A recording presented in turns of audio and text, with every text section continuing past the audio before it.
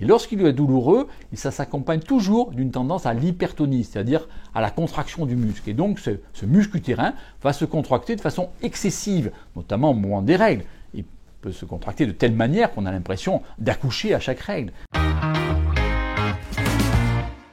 Au niveau du pelvis, on l'a déjà vu, il y a un organe qui est l'utérus, comme il y a la vessie et le rectum.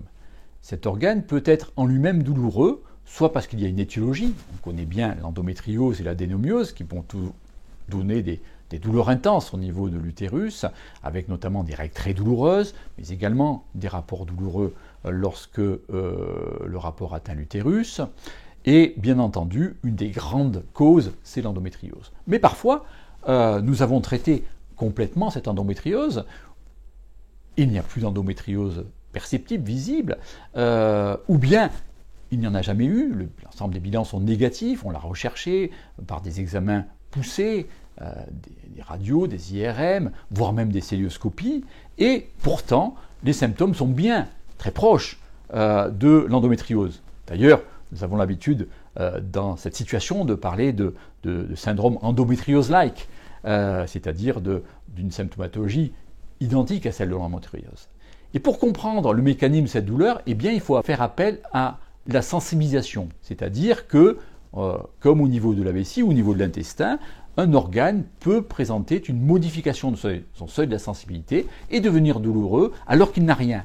Ça ne veut pas dire qu'on invente la douleur, elle est présente, c'est une pathologie, c'est une maladie des seuils de la douleur qui crée ce qu'on appelle une sensibilisation viscérale. À ce moment-là, comme toujours dans la sensibilisation, eh bien l'organe devient douloureux. Et lorsqu'il est douloureux, ça s'accompagne toujours d'une tendance à l'hypertonie, c'est-à-dire à la contraction du muscle. Et donc ce muscle utérin va se contracter de façon excessive, notamment au moment des règles. Il peut se contracter de telle manière qu'on a l'impression d'accoucher à chaque règle, nous disent parfois d'ailleurs les patientes. Et dans cette situation, eh bien, il va falloir traiter ce syndrome de manière spécifique. Il va falloir essayer de le faire travailler le moins possible. C'est pourquoi on fait appel parfois à des traitements, des pilules en continu pour essayer de réduire la période des règles, à des traitements donc spécifiques de la sensibilisation, il en existe.